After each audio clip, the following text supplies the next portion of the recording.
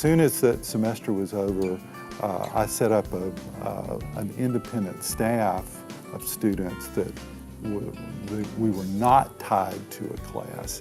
And I said, okay, it's yours, you operate it, I'm going to help you out, but you're going to make the decisions on posting and that sort of thing. And then what I tried to do is to step back and see what happened. Now, it wasn't a total leap of faith because, again, we had done this at Alabama, and I knew what had happened there, and I was hoping that what had happened there would happen here at Tennessee, and it did in the sense that the students loved it, and they flocked to it, and they got enthusiastic about it. And I told them there's one rule, and the rule is you practice good journalism, and otherwise we're just going to figure it out as we go along. And they took that seriously. They made it their own. They had a lot of fun with it. The more fun they had, the more students that gathered around. We started having weekly staff meetings. Now remember, at that point, nobody was getting paid. Nobody was getting even credit for it. We would have a weekly open staff meeting. 20, 30, 40 students would show up. So at that point I thought, this thing probably is going to work. And fortunately the software really did work. It worked pretty much the way we wanted it to. It was very easy to learn, to use. Students had no problem getting on, uploading their stuff. Editors had no problem finding it. And so we really were able at that point to concentrate on the journalism of it and not the technology, and we were just off and running. The involvement of the website pretty much took the path that I thought it was going to take, or at least I hoped it was going to take. And one of the important things to me was that the students who were in charge would really take this on and make it their own, and that they would have enough maturity and pride and professionalism to really try to do their best with it. They did. And then what happened was that a culture of good journalism began to evolve, so that, and I watched this happen as new students came onto the staff. The students who were the veterans would say, no, this is how we do things, and they were very active about that. They were saying, they would say, we're going to follow AP style rules, which is of course what they learn in class. I didn't tell them to do that. They were the ones who were telling each other to do that. And so that was one of the most gratifying things to me as to how things evolved. And then, of course, students being students, they wanted to do more and more. They wanted to do different things. They wanted to cover this or that. They wanted, for instance, there was a sports staff. Well, of course, they wanted to cover football games. Well, it was up to me to make contact with the sports information people and to say, we've got this new thing going on. How about passes to the field and to the press box for a couple of our students for each game? Well, that took some convincing from some of the folks over there, but I must say they were very good about it too. When we first started, I didn't know how to embed a video from YouTube into a website. I didn't know how to do that. I didn't know you could do that.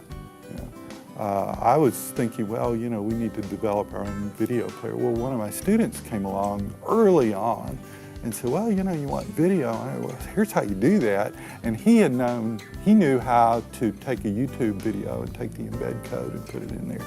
And so things like that happened over and over again. Students made just incredible contributions to our knowledge about how to do this, not just technical contributions, but journalistic contributions too. And so it was very gratifying to see all that.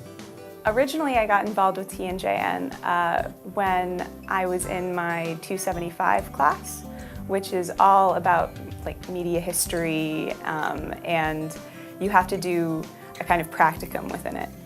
So some people were choosing radio, some people were working for the Beacon, and others were working for TBC. But the other option was to work for TNJN.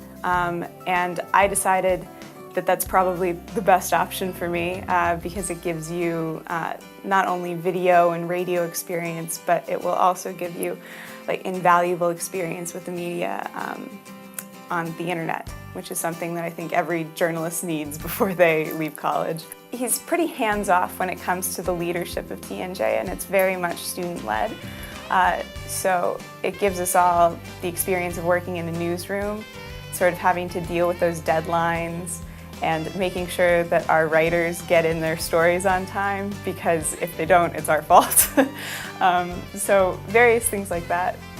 And most people, honestly, I think all of the editors are doing it out of their own love for journalism and not because they need to be in a class. I mean, I think this semester we have 5 classes writing for us, but at the same time we probably have 50 or 75 people who are just doing it because they love doing journalism. And they're not even all journalism majors, which I think is great to have some sort of diversity involved.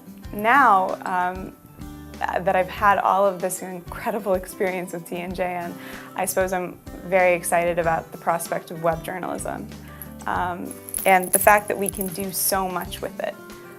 Not only can we do videos and radio on the internet, but you can also, hyperlink to different stories, and it's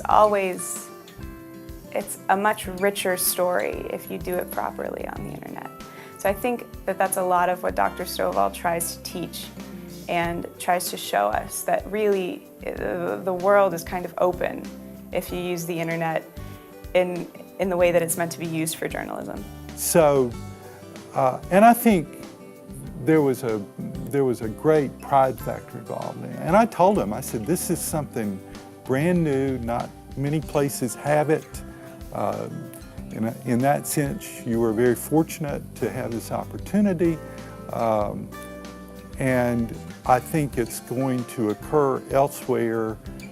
It's going to become more prevalent, but if we do it right now, people would be looking at the University of Tennessee as a model for how it should be done.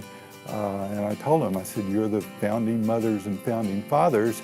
My hope is that when at the end of this century, when somebody writes the history of the university, they'll be looking at 100 years of archives of the Tennessee journalists to do that. And I told them all that, And I said, what you do now is real important. And so whatever it was, they took something fairly seriously, and I think, and I'm real proud of them. Obviously, it's very gratifying to me, and I go around accepting a lot of credit that's really due to them. So, and I tell them that too. I say, I don't really work very hard, but you're the guys who work hard, but I get all the credit for it. TNJN is really one of those rare organizations that can kind of push you in front of your competition in a lot of ways, because you not only get experience with online media, but you know how to do video editing and radio editing, audio, visual. I know HTML now, which I never thought I would know while graduating. So really, this experience can only help. And I'd say that for anybody going into journalism in any of its forms.